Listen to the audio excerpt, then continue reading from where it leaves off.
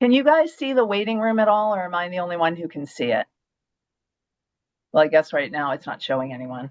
I can So, see everybody in the room. okay. Yeah, It means, you're the host, so you're the only one that can see the waiting room, okay. unless you assign a co-host. Okay. I am going to start in a minute then the introduction. And if someone's in the waiting room, it'll just be a minute, I guess. Okay, so good afternoon. I'm Georgiana Allwell, or Geo, as many of you know me. I'm the Executive Director of IFMA Boston. And on behalf of the Board of Directors, I'd like to thank you for joining us to learn about cybersecurity for building management systems. IFMA is the only organization dedicated solely to furthering the profession of facility management. The chapter's mission is to be the complete expert resource for facility managers as well as those who support the built environment in the Boston area. We provide a full range of programming throughout the year, including publications, training, webinars, tours, networking, and special events. As we head into the summer, our events tend to taper off, but please check your email as we are planning on a career search webinar in August. Now, I'd like to introduce today's speaker, Alex Agnello, the CEO and founder of True Data Ops, a company that makes building operations easier by using technologies like AI, predictive maintenance, and real-time analytics. Alex is also a U.S. Air Force veteran who enjoys mentoring other veterans.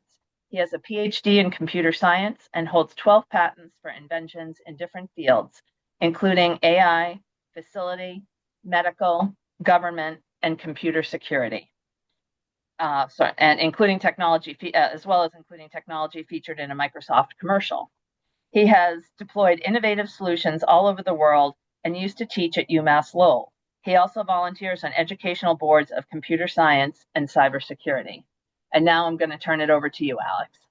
No, thank you. Thank you, Gio. Welcome, everyone. I knew a lot of the folks on this call, so hello, everyone. I saw some of you last week at the golf event, and it only rained just maybe a hair. It's a bad joke, but yes. So let's kind of dive into this. So cybersecurity for building management systems. So first, let's go through what are we going to talk about? What are the talking points? So the wake-up call, why are BMS systems are vulnerable? Like, how attackers find and exploit weak points of your network, how attackers are going to move through a BMS system and kind of move to other locations. I've been hacked. Now what do I do? Right? Some real world breach examples. Securing the gaps, a self-assessment guide. At the end of this presentation, there's an executive summary that I've generated that really it's a comprehensive guide of this class, and attached to it there'll be a link for an Excel sheet, and that's the self-assessment guide. As we go through this presentation more, it's going to kind of pop its head up a little bit more, so be aware for that. A live demo of showing how to scan a BMS network and securing it, and kind of really how unsecure it is. Some key takeaways, and of course a Q&A. But before we really start getting into the presentation, I always like to ask a poll question. So Gio, could you please have the poll come up? And the question is, how confident are you in your current BMS cybersecurity posture? Very confident, somewhat confident, not sure, not confident at all. So there it is.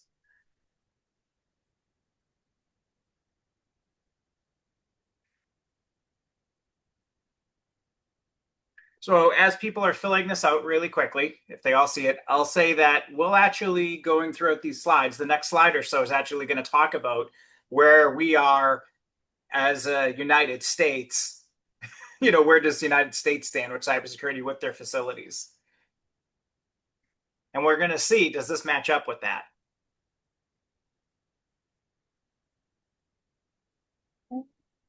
I've got 12 people have answered, and I'm admitting 2 more people are joining. So we'll give it another few minutes. I don't know if they can see the poll as well as new people who have just come in. All right. Well, we can give it maybe like another 20 more seconds or so, then I'll continue on. Okay.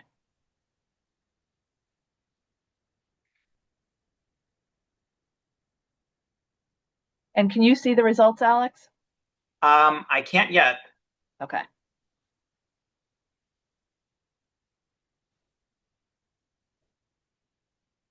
All right, Gio, why don't we close the poll? Okay. Somewhat confident. All right. Gio, I'd like to share these results with everyone that signed up for this afterwards because it might be useful too for them. Okay, going back into it now. So the wake up call. What happens if your building gets hacked? It's like, what is going to happen, right? Well, first, you're going to lose a lot of your environmental control. So I'm going to, assuming I was the attacker, which I would never be, let's shut off your HVAC system, your cooling system. If you're in a lab and you have some freezers, let's shut them off. Let's get rid of all that research, right? Let's do all that. Next, let's take all of those access badges you have, how you like QR codes or whatever, the RFIDs, you scan your badges to come in. Let's shut them all down. Let's lock them. Let's take all that stuff out of the equation. Let's take all your camera systems that you have, shut them off. But now let's go after your fire system data. There's a fire alarm going off in level 3, level 5, everywhere. Every fire alarm is going off crazy at different things. We can disable them if we wanted to. Or we can do something else. Let's just shut down the entire building. Let's just bring you down so that nothing is operating. These are things that actually has happened. I've read so many case studies about them. So I was like, oh, let me collect this. So this is how bad they can be. And then, of course, there's always that the ransom demands. I can tell you right now, I think it was last year, a real estate company that I cannot name paid $150,000 to regain access to its BMS controls. So to their building management, they paid $150,000. And I'm going to tell you a little bit later on what you should do. And then, of course, the financial and legal fallout.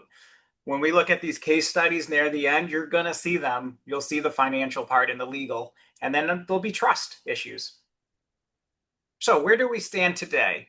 According to U.S. Energy data, we have about 6 million commercial buildings in U.S., and about 30% of them, or a little bit less, have BMS systems. So we're going to approximate everything we talk about 1.8 million buildings, and this is in the U.S., that have building management systems. 84% of those facility managers say their BMS is internet connected, but yet only 29% of those have taken any action to secure it. So I want you to ask yourself, do you know if it is internet connected, yes or no? If you're going to say no, I'm going to then ask you a follow-up and say this.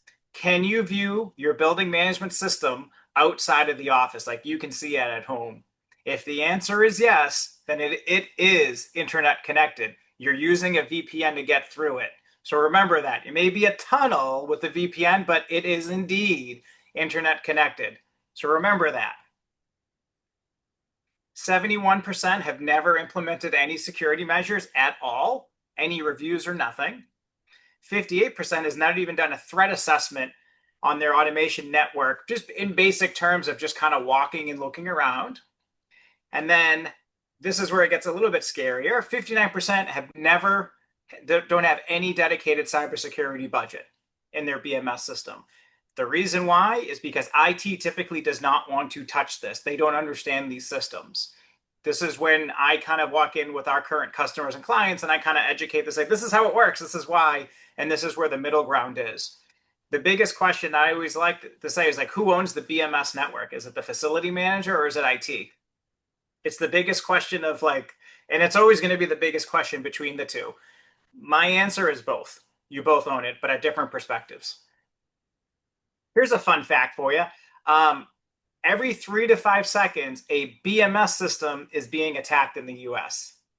So as I've been talking, there's been so many that's already been, we're 13 minutes in, and every 3 to 5 seconds, there's been another attack. Now, remember, obviously, big corporations, banks, education, hospitals are kind of like the higher tier that are going to be attacked, and they will have those measures in place. It's the little guys that may not. Maybe you're in a shopping plaza that has BMS controls, maybe, right? Those ones they're not going after as much, but it is possible.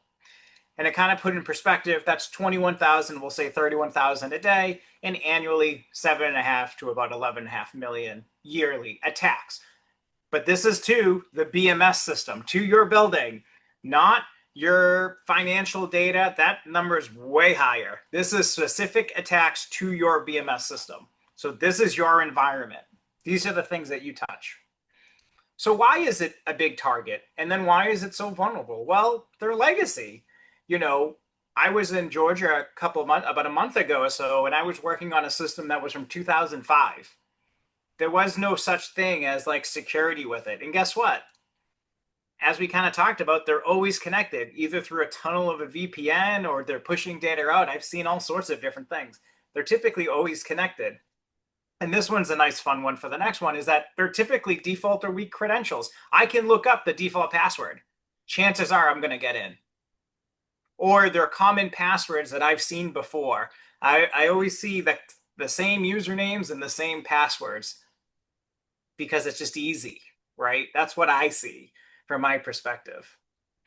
And you know, with these protocols being your BACnet, your Modbus, you know, the Ethernet IPs, you name it, they're typically not secure. They weren't designed for that from the beginning, as I kind of mentioned with the legacy systems. There are newer ones that are secure, but when I walk into an environment and it's typically BACnet, it's game on. And here's the big one. There's no network segmentation. So what does that mean? Is that, let's pretend this little block here represents your BMS network. Let's say this is your finance, and then we'll just say these are your printers. I've seen plenty of times where they're all in the same network. That's a big no-no. I'm going to keep mentioning the same thing with the executive summary and the audit checklist. We actually do ask you to kind of fill out, what does the network look like, and is there segmentation? And if there is, then great. But if there isn't, you better start segmenting it.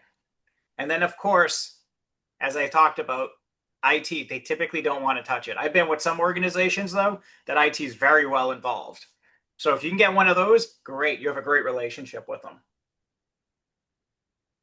Going on to the next part is, these are the ways that attackers find and exploit them. So how do they find you?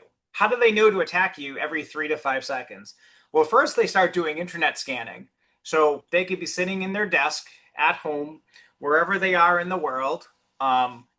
It's wherever you think they would be. It's all over the world, I can tell you that. And they just start scanning. I can tell you right now, there's programs out there that can scan for every available, if you ever heard of the term port, that's open on the internet based off these URLs. And we could scan the entire internet for ports in a matter of seconds. And they're constantly running that. That's one way, because now you've indicated it for me that this is open. Now I'm going to spend more time here. The next, of course, is social engineering. You know, Gio, you just talked about the fake RMV emails and all that stuff. That is a form of social engineering. I'm going to bring up another one that I've talked about in the past with Facebook. You know, in Facebook, it always says, hey, do you want to play, you know, click here to play this game, accept the terms, all that stuff. That is the last thing you ever want to do. And I'm going to tell you why. The moment you say yes, you've just given up all of your information, not credit cards or anything, but everything that you've given to Facebook and it's figured out about you, which is way more than you probably want to know. You've now given it to that organization. All your friends, every post that you've done, every post that you've liked, everything that you've written against, right? Other ones that you saw is like, oh, when you were a child, what was your dog's first name, right? You've seen those? That's another form of social engineering. Just try to stay away from it. Don't ever respond. Be a ghost as much as you can. It's great to see the pictures of your friends and family.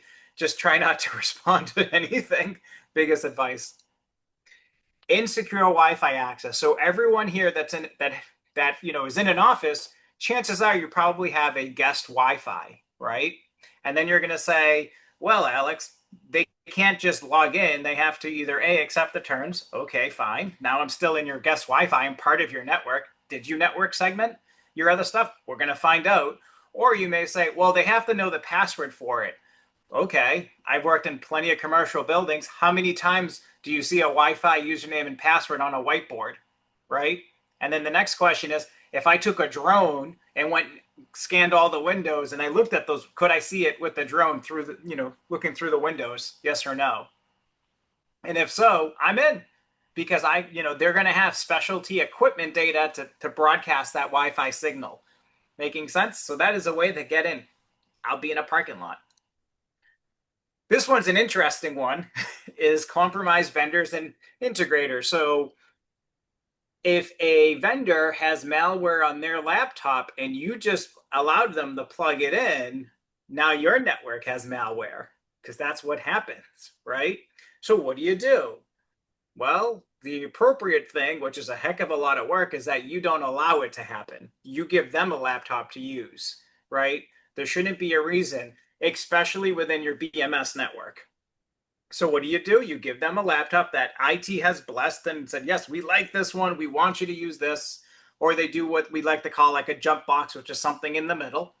And that's how they do everything. Now, sometimes I'll hear something from like a vendor saying, well, I don't have my software to do everything. Great. Have the organization that you're working with buy that software license so they own a copy of it too. And guess what? That's part of your best practices, so that if something did occur for an emergency scenario, such as being attacked, the organization that bought that license can now easily update it themselves too. They're not relying so much on all these vendors. We're going to talk more about that, but that's the approach that I like to proceed with. The forgotten remote access tool. How many of you guys have heard of like AnyDesk and stuff like that, right? That isn't VPN. That is like a peer-to-peer connection, right? With something in the middle. I just need to install it for a few days because I just got to jump on, do what I need to do, and then get out, right? I've heard that one plenty of times. People forget about them. And guess what? Their passwords are going to be really guessable. And then additionally, there's probably not a two-factor authentication. Probably not going to have it because they're trying to get up and going fast because, they need to get things done.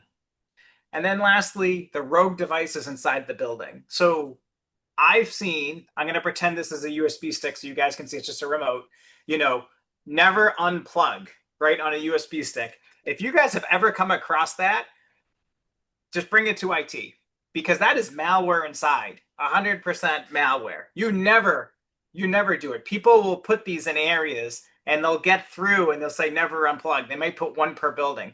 I used to work for a medical company that had 4 large buildings, and that's where I found one once in there because it was easy. It's a private building, but people could walk through it. That's the kind of damage they're trying to do because there was no security guard. So just don't ever do it. And remember, you really don't need to be a hacker to get in. You're just uninvited, unnoticed, and a little lucky. And these methods that I'm kind of talking about here, these are the 6, most common ways of getting in. There's so many more, but I just wanted to highlight to say these are the ones that I feel that everyone can understand and really make you think a little bit different about how you think about your networks. Next, let's assume you're in the network now. I'm in the BMS network. What am I going to do? Well, first, I'm going to find the front door of that BMS. I'm in your BMS network. I got to find out, what are you running, right? So I'm going to go check. Are they a JCI shop? Are they BACnet? Are they this? Are they that? What are they? I'm going to go find out. Once I find out, I'm going to try the factory keys, your admin. I'm going to go, I already have a list of what the default usernames and passwords are. I'm going to try them all. And if I have that person's credentials that I just email phished, then I'll do it that way too, right? But once I get in, we're going to do this concept called device fingerprinting, which is essentially saying, tell me everything that you can see on the network. Tell me all the thermostats, all the AHUs, all the chillers, all the boilers, you name it, throw it all on there. And we're going to show this in the live demo, okay? Once I'm on there, then I'm going to say, okay, now I see everything in the BMS network. Let me start jumping around to the next network. Maybe there's no network segmentation and I'll get into the finances. Or maybe I'll jump into some access points. We're looking at the camera data because maybe that's been separated. Sorry, they're not been separated and I can make jumps. And then once I have all this information, I'm going to lock you out and say goodbye. You want this? This is when things really go bad, right? This is that point. So, and this can happen fairly quick. This part's a little bit more work, but up to here, it's fairly quick. So these are the key behaviors. And all my references, I really try to incorporate government entities because it's kind of important that you realize that the US government does take this extremely seriously, and that the FBI and CISA and some other major organizations are really on your side. So most of the attacks, as I said, it's all script driven.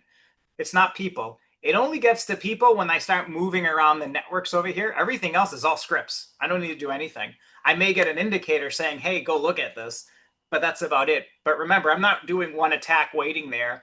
Attackers are doing anywhere between 10 to 50,000 attacks a day. Once they're in, they stay hidden. That's their goal, right? You never heard about the attacker that said, hey, look what I'm doing it now. It's always post, right? It's always at the end you hear about them. And then, of course, once they have all that information, they'll lock you out fast, like within seconds. And I kind of want to really bring this point up. I was in an emergency response class with Professor Mark Lieber. You guys remember Mark from the Mass Maritime? And I took his emergency response class, and I absolutely loved everything about it. We were talking about all the physical emergencies, and I said, what about the digital? I said, someone does an attack. And him and I had this great conversation where we said, like, what should you do? And, you know, some of these processes that you're going to see coming up, we're going to, you know, I brought them to his attention. But then I asked, and I probably asked a few of you on the phone that's on the Zoom here, I said, what happens if I go to your BMS network and I just start physically unplugging all your devices, your chillers, your boilers, everything? What happens? And I got the same response. Out of 50 responses, I got the same one, which is great to hear. They said it will run the default schedule or whatever its last known configuration. I said, great. Well, building this class, I was able to realize really fast. They said, if I'm in, I could get rid of your last known configuration and everything about it, all your trends, everything. I can make it wipe clean and you have nothing. So they said, at that point, what do you do then? So I know this is a lot of scare tactic stuff, but I want you to think about this because this is very realistic of what can happen. So if you think you'd be okay, I could wipe it all, and they're going to. So let's pretend I've been hacked. Now what? So it's a two-part series. And this ordering, there's no particular ordering. These are just kind of bullet points, if you will. So first, you want to see if you can isolate the affected network. If you are network segmented, then great. And then you're just trying to identify any of the subnetworks within there if you have it. Once you figure it out, then you want to power down those devices if it's safe, because you do not know how it's going to work. Remember, if I can turn things on and off, if it's, like a day like today, I'm going to say turn the boiler on 100%, put them all on, put outside air on 100% because it's really hot out. I'm going to make everything miserable, right? Because that's how these unfortunate people react. Next is you're going to contact your internal security teams and, of course, your vendors. Right? So I think it's real important. This one is obvious, but your vendors may not be so obvious. I would get them involved because guess what? These are the same folks that installed that software for you potentially, and they're keeping up with it. They need to know because you're going to request them to go on site. And of course, do not negotiate with hackers. They're going to ask for ransomware. You know what happens? That organization that paid the $150, they did it prematurely, and then they came back for more money. That's what's going to happen. They're going to keep squeezing you and turning you out for more and more cash. This is where you contact, other organizations, such as your local police, just to give them informed, and then also like the FBI and stuff. And with my executive summary, there is links on there that actually says, where do I go to if I've been attacked? So you have a shortcut. So really helpful information for you guys here. And then, of course, based off the survey we've done, follow your incident response plan. If you do not have one, the Excel sheet that will be linked, as I keep talking about, you'll fill that out and you'll have a really good idea of your posture. You'll be able to generate a very well detailed incident response plan from there. And if you've gone through emergency responses, this is perfect for you, right? Because every organization is going to work different. And when I think of incident response plans, I'm also thinking about who is involved.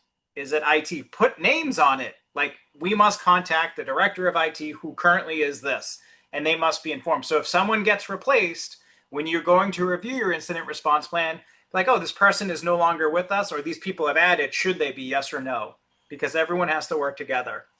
And if the occurrence does happen, you must document everything. Record what you saw, what failed, when you responded to certain things, who was involved, every single party, because your insurance will get involved. I'm sure everyone on this call has cybersecurity insurance.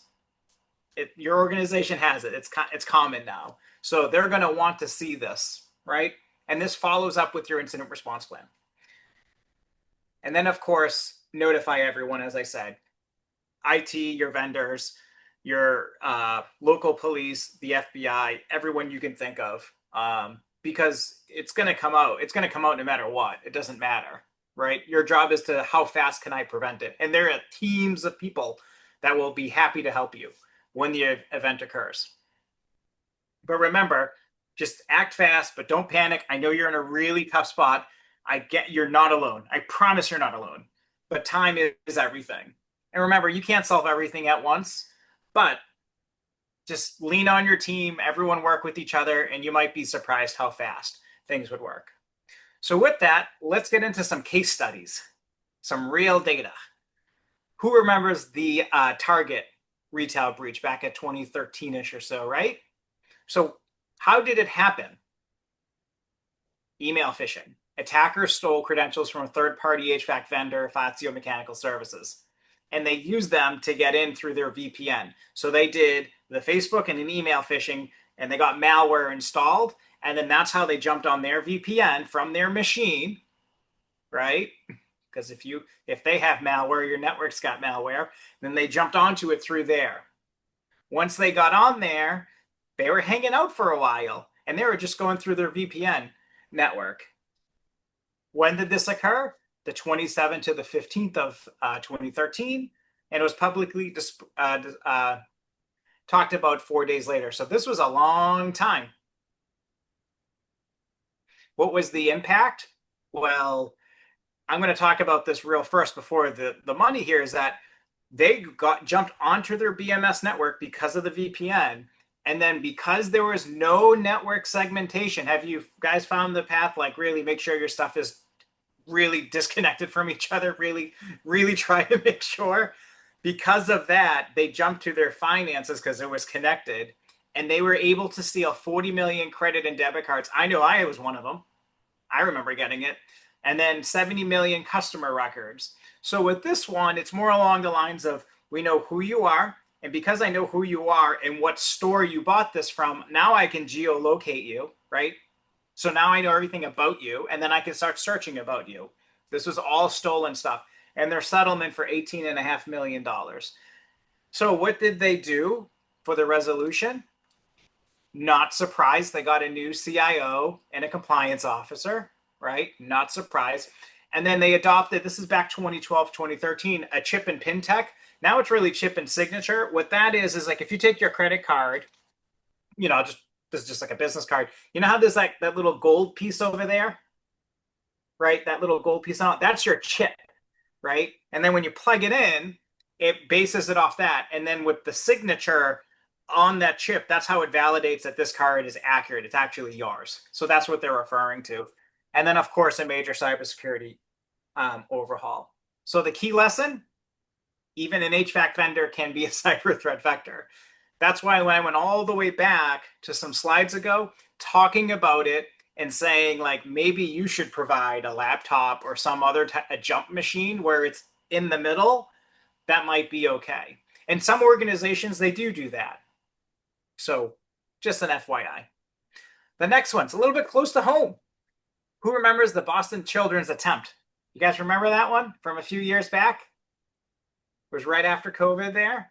Well, how it happened? An Iranian state-sponsored hackers attempted to breach the hospital systems, but the FBI detected it in time and intervened. So some of you that are doing, say, audits on your BMS system, that's great. At least it's telling you where you are, but you're only as good as that day.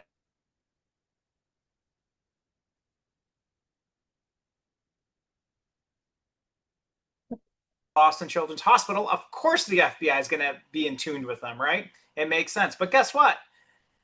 They actually neutralized it. they had an opportunity and they actually had a chance to make sure it didn't happen, right? So you can be protected if you can react fast enough. What was the impact? Nothing. There was no data stolen, no system downtime. But I did like what FBI Director Wray said. He's like, one of the most despicable cyber attacks I've seen because they're going after children's data. That was the part they were trying to go after. What was the resolution? The FBI and the IT staff worked together to stop the attack. And they really wanted to emphasize the importance of this public-private collaboration. And, you know, detection is very powerful. So when you're working with software tools and you're doing your audits, ask them, do you have software that you can run 24/7 to make sure? Your IT team is doing it today, I'm sure, with a lot of your networks. So why can't we put that on the BMS networks too? The last one, I thought it'd be kind of fun to go after a control company. I'm not going after, I have no, I like everyone. But what I would say is like, this is the most recent kind of, we'll say threat that I was able to find. And you're going to see the date. It's really recent, you know. So Johnson Controls, what happened? I don't know if anyone here has JCI and they're using iStar configuration. If you're familiar with that, most facility managers, like I said, they're not typically in the weeds of like an HVAC vendor, but here's a utility that they found a problem with, and they were able to kind of expose a major issue of being able to get in. And we'll just say they had there was an easier way for them to get into that system, and they were using this utility to get in. This was disclosed less than a month ago, right? May 27th, 2025. What was the impact? They say there was no big issues. However, they did make a statement saying BMS systems and critical infrastructure and high risk could lead to unauthorized access. So they just have nothing reported just yet. What was their resolution? Patch the software. So this is why when you're going through, and especially like I said, with that checklist that you guys are going to receive, this is why you should do your patches. Like, don't delay them, because you may have a vulnerability and you're not even aware of it because people don't typically update it. And what I would say is look at your vendors and ask them, when was the last time this was updated? What is the latest version? You are paying for a service for them to go through and update your services and update everything. They should know very well what updates it should be and when the backups are. It's actually going to be part of the next slide, which is about the checklist. So securing the gaps, the self-assessment guide. So these 7 areas that we're going to talk about, they're just different tabs in the Excel sheet, but I wanted to make sure that we're all on the same page with it. So the BMS cybersecurity audit, it's just a bunch of Q&A questions. And basically at the end of it, you're going to understand your posture. You know, these are things are like, what is the remote access abilities? Are there default credentials? When was the last time firmware was updated? What protocols are you using? Are they secure? Yes or no? And then the critical risk assessment. This is looking at if you're in an area, you're a manufacturer, if the manufacturing plant went down, how critical is that compared to, say, the corporate offices, right? People could work from home, so they're okay there. But if the manufacturing plant goes down, now you're in a point where like this is really high risk. So just understanding when things are happening, what has higher risk and higher value.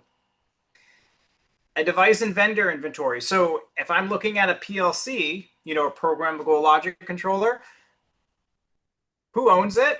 Who updates it? What's the manufacturer? What's the serial number? What's everything about it, right? Because the vendor should know, unless you're managing it, you could find out. And then about the vendor, who owns it? Who was the last time it was touched? So on and so forth. And then, of course, my favorite network connectivity map. This is not about segmentation of networks, but this is understanding to say these PLCs all work together under one unit, or they all talk amongst each other. These are the separation points. So that if you got into a point where something got attacked, you actually have this ready to go. You know where you can disconnect really safely. Because if you don't have this, you'd have to shut everything off, right? Because you don't know what's safe to shut down. This point will actually help you there. Credential management. How are you authorizing for people to get into these systems and then talking to these PLCs? What are they? Do not put your usernames and passwords, but do, you know, put the password rules, like in uppercase, one lower, a character, you know, all that kind of fun stuff. Make sure they're in there. And then a backup audit. When was the last time this system was backed up? Where is it? Where is those files? What software do you need to do the backup yourself if you had it? Things like that. And then lastly, in open issues, this is just, it's a log file that if you guys wanted to fill it in. As I mentioned, you're going to receive a checklist of this today, so nothing really to worry about. Okay, the live demo. I'm going to ask a question real quick. Can you guys still see my screen? You should see 2 white boxes with nothing in them. Yes. All right. Thank you. I'm going to introduce 2 different tools for you guys. Both of them are open source. Okay. So what are we going to do? We're going to assume that we did an email phishing and we were able to connect into someone's network through some email phishing through a VPN. So now I'm in someone's VPN, right? What I have for an example here is I've created a virtual BMS system, and I have like 80 devices with a series of points underneath it, and it's BACnet enabled. It's what 80 to 85% of what everyone's working with. Has anyone, if you haven't heard about this tool here called YABI, which stands for Yet Another BACnet Explorer, it's a free open source tool. I prefer to use this when I'm trying to scan a network. When I jump onto someone's network, I said, let me please use this. It allows me to see everything about your network that is BACnet, and then I validate it against your BMS system. It's just a little bit more tech friendly. So I'm going to go ahead. I'm going to say add the device. Remember, I'm being a hacker right now. And then I get to say, show me all the devices that are there. So here's the list of them with all the device IDs. On the right side over here, you saw all this blurb right here, and you can see timestamps, source, destinations, protocols. This is called Wireshark. So this is a utility to capture network data. So now I can see everything. The most important piece is actually to see where is it, what's the source and what's the destination here. So I know where is it coming from. Okay, so I'm just going to keep this thing rolling, and this is actually all BACnet protocol. So when I click on something like right here, I can see AH floor 4, and now I can see the values: room temperature, supply temperature, and I'm going to work a little bit faster because I'm cognizant of the time. Return temperature, static pressure, fan status, on and off, right? Right now it's on. Well, I can go in here. I'm going to shut it off. I just shut off that fan. Just like you could, guys, do an override, right? So now I'm messing around with the system as a hacker, we'll say. I can look at VAV drives, lighting. Oh, here's a fun one. Let's look at, there's the brightness. It's on at 100%. No, it's not. Now I just shut it off. This is all me using a UI, but as you can see here with network data on the side, I can see all this information, what I'm up to with it. I can write scripts to, once I have this list, to shut it all off, and I could shut them all off in half a second. You try to turn them all on again, I'll shut them off again. And I'm going to constantly do it. I'm going to overload the system. This is how easy it is. These are just open source tools with just regular BACnet, which 80 to 85% of you guys have today. So once I'm on your network, this is what I'm doing. Remember the device fingerprinting? This is it. These are all the devices. And now I'm looking around, seeing what's available. Pretty scary, right? Here's some metering devices. What else I got in here? Door sensors, right? The door status. Let's pretend it's open. Great. You know what else I'm going to do? Let's turn on that alarm. Now the alarm's on. Great. Everyone's going nuts. What's going on within our building? This is what they're doing, right? They're doing it all in scripts. I'm just trying to show it there. So what we've done, though, in addition to really kind of help against this, is we've done some simple intrusion detection to kind of make life a little bit easier. So I'm going to kind of show you something. We've detected, in real time, an issue where an unauthorized device, being my machine, has done something that it shouldn't, right? So my IP address of 10.0.0.58 here is not registered within the BMS network. This is an overlay that we've done and kind of said, hey, something has just occurred that shouldn't. Like, there's some weird behaviors happening in here. So we wanted to tell you about it, but we want to tell you in the form of an email. And we could tell you what the old value is with the new. And obviously you have a timestamp because you can see the time that it occurred. The idea here is just like with the FBI. Obviously they're doing something way more intricate and and beautiful, I'm sure of it. This is just an indicator saying something weird's happening to your network. You should be aware so that you can prevent something, because this should put up your ears and go contact IT immediately to say, hey, who's this IP address? Start scanning them now, because those guys may do things in a few, they could take a few hours, they could take a few days before they strike. But if I could give you some preventive maintenance now to say something's happened, and this is kind of the difference between an audit and real-time software looking proactively at things, right? That's the clear difference here. We're constantly looking at this, and it's looking under your behalf. That is a big difference there. So I just kind of wanted to show how easy it is, once again, to stress this, that with the simulated network, it's really easy to mess with it and shut things off and make your life really hard.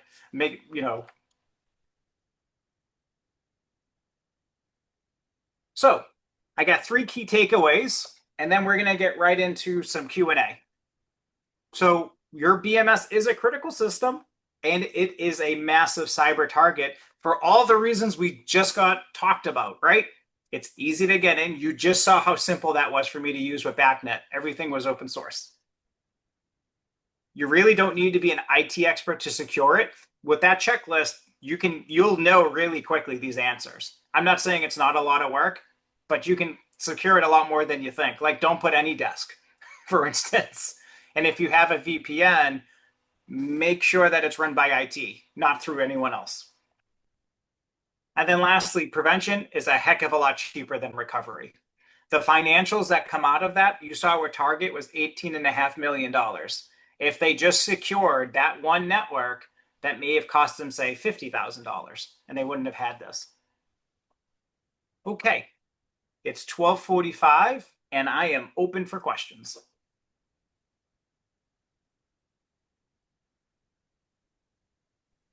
Hey, Alex, it's Matt. How are you, buddy? Doing well yourself? Not too bad. Hey, question for you. First of all, I appreciate, the presentation you just put on and such, but how I understand, the security features behind the BMS and stuff like that. But take, for instance, my application here, a small 503B, school and such. We don't really have a lot of money to throw at our network like that. Is there any simple right up front cost saving, effective savings that we can possibly jump right into to help ensure this doesn't happen? Absolutely. So the executive summary with that checklist, you'll ask there'll be questions that it's asking you, and it's going to really open your mind for the posture to say, like, how well secure are you today, right? And the whole point is to say, did we find any big gaps? And if so, you could work with your IT group to kind of close them. Like, the only parts where people, you're basically doing a self audit, right? Because I understand. The next level would be, there is software tools out there that could look for prevention and stuff, but your IT group is going to know about those ahead of time. Okay. So Matt, what I would say to you is, grab the Excel sheet. You got my contact. Send me a note. And by the way, everyone, I am happy to talk about this. This isn't a sales thing. I just like talking about this. I talk about cybersecurity to a lot of students, and I've gone through a lot of penetration tests with software, working with the DoD. So I know this subject. I enjoy talking about it. So please just ask me questions on the side if you need to about this. Happy to help you there. You would be surprised how many gaps you're going to find. And then you'll have a really good understanding, Matt, of where you live with this. Okay. And just because you want to be able to sleep at night, right? I showed a lot of scary numbers, and it's true. It's scary. But if you go through those exercises, you'll see okay, this is our posture. We're okay. But I would tell you, as a 503B school, you're being targeted, but maybe not as high as, you're definitely not being as targeted as high as a bank or a government body. That's for sure. Right. Well, So even still, 5,000 is like 50 grand to some of these, Right. So thank you. You're welcome.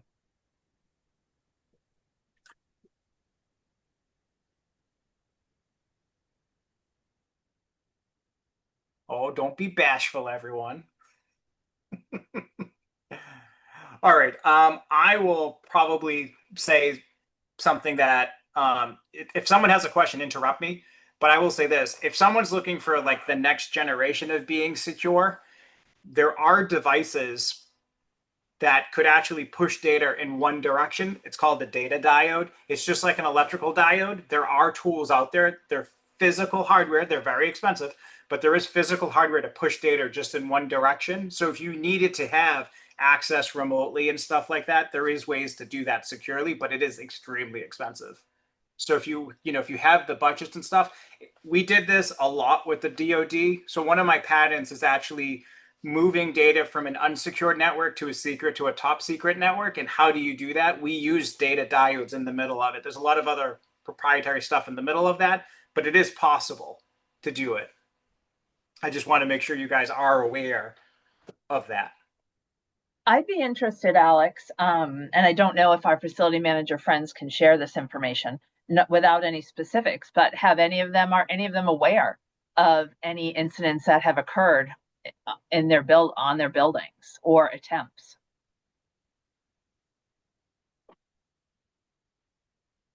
Yeah, I mean, there is tools that IT probably has for the attempts, and like where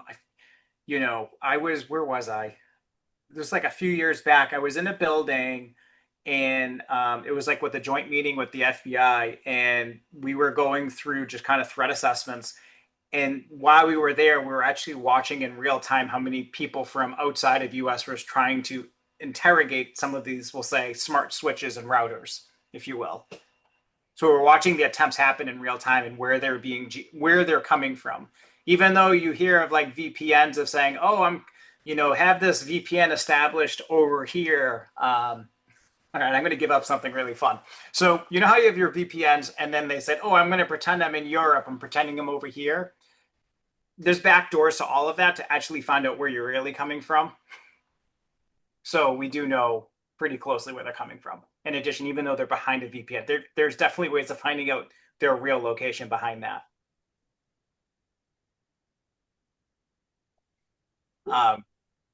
Sorry, go ahead. Alessandro, I have a question. Are you seeing, because of everything that you described here, are you seeing an increase in usage of like BACnet, Secure Connect, and encrypted BACnet, and how does that help? Like in the situation that you brought up in the live demo, are you not able to do some of the things that you showed if you're using encrypted BACnet and Secure Connect? Absolutely. I'm going to bring over these screens over again real quick. So I would not be able to, Can you make them a little bigger, Alex? I don't know if anyone else, I don't know if they can go bigger. Okay. Not with these tools, unfortunately. Okay. So was that you, Sean, who spoke? Yeah, that was Sean. Yeah, thank you. I just see your, it goes on mute real quick. I want to make sure I caught your name. So Sean, the way that we would connect is that there'd be a guard. So when you kind of log into a website, you have to put in like a username and password, right? So the idea is that rather than using a username and password, we would use what we like to call a TLS certificate that allows me to be like, nope, I'm enabled to communicate with this. And the governing body, being the server, said you are allowed in, yes or no. In this scenario, it's a free-for-all, right? You cannot connect unless you have that certificate. So that's your first line of defense with the secure BACnet, which is highly recommended if you can do it, right? I wouldn't be able to do the device fingerprinting. I wouldn't be able to know. Additionally, these messages that you see here on the right side in Wireshark, they're all encrypted. I won't understand what it is because the TLS certificate actually encrypts all the messages, and the only one that can decipher it is the server. Because here you go in plain text, AHU floor 2, like it's in plain text to say that's what it is. Just to kind of show you. But if it's all encrypted, I can't tell you what it stands. I have no clue. Wouldn't be able to decipher it unless I had those certificates. So that's where that is helpful big time. But as I said, most people are not. Unfortunately. So you'd still want to go through your checklist and go through your network segmentation, but having encryption and BACnet Secure Connect would just be like another stopgap. Yes, exactly. It's a huge stopgap because even if here's another thing, right? So let's say you have the BACnet secure on there. What says that you have a VPN connected that I have malware on your machine on the HVAC vendor's machine that I can actually pull that certificate because I need a tool to connect to it to go see it. Right. How do I know you just didn't save it there? And that's where for VPNs, like two-factor authentication is huge and stuff like that, which are VPNs, because you're just trying to prevent as much as possible. And this concept, if you ever heard of Sean, of like a jump machine where IT spins up a machine, that's where that's helpful. Or if they hand over a laptop that's super well locked down, right? It's a lot of effort and it stinks. And guess what? With the craze of all AI and everything, there's a heck of a lot more players today than there was, say, 3 years ago or 5 years ago, because now they're learning how to do it using ChatGPT, Gemini, and all that stuff. So this problem's only going to get substantially worse. Hey, Alex, it's Phil. So this demo that you're showing us, would this be typical, excuse me, of what someone would just kind of query the internet to find a site that didn't have the proper protection up front? Or Yep. Yeah, because most buildings are BACnet, right? So once I get into your network through the intranet, we'll say in this scenario, Phil, they would just, right click over here. I'd hit add device. And now let's pretend I'm on that network. This is where I say it. And then here's the port, which it's the typical BACnet. I just hit start, and that's where I get the scan of this stuff, right? It's that okay, easy. so I guess they would find a hole in the firewall. I guess I'm gonna ask stupid Yeah, question. yep. Yeah, you have to find that hole first, right? And then once they find that hole to get in within the 6 different mechanisms, whether it's through a VPN, sitting out in a parking lot, whatever it is, they're going to try to work their way to that building management system, right? So they have to be able to get onto your network at first. So that's your first line of defense, right? But that's where the 6 different ways of like the USB stick I talked about, it says never unplug me, right? Right, That's a right. those are holes. Those are the ways that they're breaking it down cleverly. And then some people do the AnyDesk, right, where they have a Windows machine on that BMS network, and there's an AnyDesk connection because guess what? AnyDesk is always pushing up on a certain port number, and we know that. So it has the ability to, we have the ability to connect to it, and that's why we do the port scanning and stuff. So if any of you guys have AnyDesk or any of those type of not VPN but screen sharing tools, like please remove them immediately. There's no need for it. Absolutely no need. There's much safer ways. And if you're curious, just send me a note. Just tell me what you have, and I'll send you something back. I'd be like, I'd use this. Thank you. You're welcome.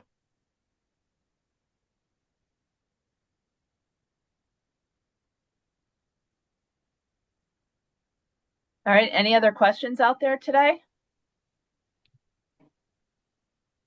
No. All right. Thank you. No, I'm sorry, Alex. Thank you very much. Appreciate your time and putting together this presentation. It's very thought-provoking, I'll tell you that. Yeah. I think in my situation, I'm hopeful that Staples IT department is kind of watching the front door, even the back door for that matter, right? And I would guess that if you have a pretty strong IT group, that they would spot these types of characters trying to come in, or what's your experience along those lines? Yeah, I mean, you would hope so too. For an organization like yours, Phil, of that magnitude, I would assume so, that they have it. But I would not assume, never assume, Okay. right? And what I would ask them, I would go to, so everyone here, and I know there's one person in particular that is both IT and facilities at the same time. That's something that's called that I know. I would go to your organization and I would say, what are you doing to protect me from my BMS systems? What are we doing with the vendors? Could you please educate me? What are the passwords? And that checklist will, you could show it to them, like that first page, and they should be able to fill it out within about 5 minutes. That first part, at least, because it's all things that they know. It's their front door. It's the front gate stuff. Secondarily, I would then go to your vendors and say, what do you guys do for password management? Am I using any default username and passwords anywhere, or are you? And then see how fast they take to response, right? Those are the best 2 things that you can do. And that's why I came up with that Excel sheet to say, well, what is your posture? Hopefully this helps you. And I would be curious to see if you guys do take it, like, respond to me. Tell me if you liked it, you hated it, I scared you too much more with it. I'd love to know for feedback on my own, because I know it's very thought provoking what I'm doing here. And the whole point was just to say, I just want to make you think and be like, this is the reality of it. Cool. Thank you. Thank you. All right, then. If there's nothing else, I'll give you another 10, 15 seconds to see if anybody raises their hand or starts. Okay. So thank you all again for joining us today. And we've got someone who's trying to come back in. Let's see. Thank you all again for joining us today. And Alex, of course, thank you for your time. We really appreciate it. This is the second time you've spoken to the IFMA Boston chapter group. And it's, I'd say, to Phil's comment, very thought-provoking, and we do appreciate it. So for everyone else, if you are not a member of IFMA Boston, we hope you found today's program valuable and that you will consider joining the chapter. You can find information on the website, ifmaboston.org, or you can always reach out to me. I am geo@ifmaboston.org. Okay. Thank you all very much. Thank you. Thanks, Alex. Thank you. Bye. Thank you.